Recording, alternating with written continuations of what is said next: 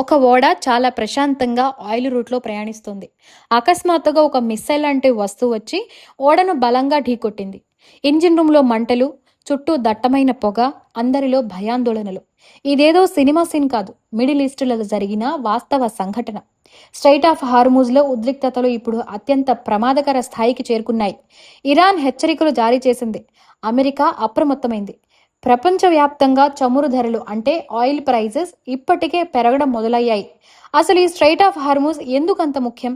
ఇప్పుడు తెలుసుకుందాం. ఈ సమాచారాన్ని United Kingdom maritime trade operations ధృవీకరించింది. అంతేకాదు, ఇక్కడ మనం గమనించాల్సిన ముఖ్యమైన విషయం ఏంటంటే, ప్రపంచంలోని దాదాపు 20% చమురు ఈ చిన్న నీటి మార్గం ద్వారానే రవాణా అవుతుంది. ఈ సంఘటన జరిగింది స్ట్రైట్ ఆఫ్ హార్మూజ్ అనే అత్యంత కీలకమైన నీటి మార్గంలో. ఇది ఒమన్ మరియు ఇరాన్ దేశాల మధ్య ఉంది. వెంటనే ఇంజిన్ రూమ్ లో మంటలు చెలరేగాయి. యుఏఈ, సౌదీ అరేబియా నుంచి వచ్చే ఆయిల్ షిప్స్ అన్ని ఖచ్చితంగా ఇక్కడి నుంచే వెళ్ళాలి. అంటే ఒకవేళ ఈ మార్గం గనుక మూతపడితే ప్రపంచ చమురు సరఫరా వ్యవస్థ మొత్తం అస్తవ్యస్తం అవుతుంది. అసలేం జరిగిందో తెలుసుకుందాం. సెఫిన్ ప్రెస్టీజ్ అనే మాల్టా జెండా ఉన్న కంటైనర్ ఓడ ఒమన్ తీరానికి సమీపంలో తూర్పు వైపు ప్రయాణిస్తూ ఉంది. అప్పుడు ఒక గుర్తు తెలియని మిస్సైల్ లాంటి వస్తువు ఓడ యొక్క నీటి మట్టం దగ్గర బలంగా తాకింది. గడిచిన 24 గంటల్లోనే దాదాపు 4 ఓడలపై దాడులు జరగడం అందరినీ షాక్ కు గురి చేస్తోంది. కొన్ని మిసైల్స్ నేరుగా ఓడలను తాకగా మరికొన్ని ఓడల సమీపంలో పడ్డాయి. ఇరాన్ రెవల్యూషనరీ గార్డ్స్ ఒక ప్రకటన చేస్తూ స్ట్రైట్ ఆఫ్ హార్మూజ్ మీద పూర్తి నియంత్రణ మాదే అని ప్రకటించారు.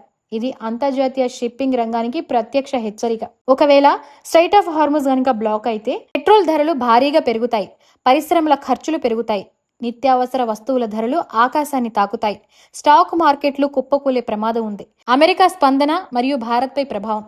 భారత్ లాంటి దేశాలు చమురు దిగుమతులపైనే ఎక్కువగా ఆధారపడతాయి కాబట్టి మన ఆర్థిక వ్యవస్థపై దీని ప్రభావం చాలా తీవ్రంగా ఉంటుంది. మరోవైపు అమెరికా అధ్యక్షుడు డొనాల్డ్ ట్రంప్ మాట్లాడుతూ అమెరికా నౌకాదళం ఆయిల్ ట్యాంకర్లకు రక్షణగా ఉండడానికి సిద్ధంగా ఉంది, సముద్ర ప్రయాణాలు సురక్షితంగా ఉండాలని ఇప్పటికే అలర్ట్ ప్రకటించారు. అమెరికా గనుక నేరుగా రంగంలోకి దిగితే ఉద్రిక్తతలు మరింత పెరిగే అవకాశం ఉంది. ఇది ప్రపంచ యుద్ధానికి దారితీస్తుందా అంటే దీన్ని ఇప్పుడే ప్రపంచ యుద్ధం అనడం అతిశయోక్తి కావచ్చు, కానీ ప్రమాదం మాత్రం పొంచి ఉంది. ఎందుకు అంటే గల్ఫ్ ప్రాంతం చాలా సున్నితమైన ఏరియా. అక్కడ జరిగే ఒక చిన్న తప్పు కూడా పెద్ద ఎత్తున సైనిక పోరాటానికి దారితీయవచ్చు. రానున్న రోజుల్లో ఏం జరగవచ్చో చూద్దాం. చర్చల ద్వారా పరిస్థితి సద్దుమణగవచ్చు.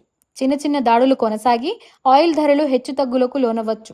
పెద్ద ఎత్తున సైనిక దాడులు జరిగి యుద్ధ వాతావరణం కూడా నెలకొనవచ్చు. ప్రపంచం మొత్తం ఇప్పుడు ఈ పరిస్థితిని చాలా నిశితంగా గమనిస్తోంది. మీ అభిప్రాయం ఏంటి? ఈ పరిస్థితి ఇంకా తీవ్రమవుతుందా లేక శాంతి చర్చల ద్వారా పరిష్కారం లభిస్తుందా? కింద కామెంట్ సెక్షన్లో తెలియజేయండి. ఈ సమాచారం మీకు నచ్చితే లైక్ మరియు షేర్ చేయండి. ఇలాంటి మరిన్ని గ్లోబల్ అప్డేట్స్ కోసం మా ఛానల్ని సబ్స్క్రైబ్ చేసుకోండి.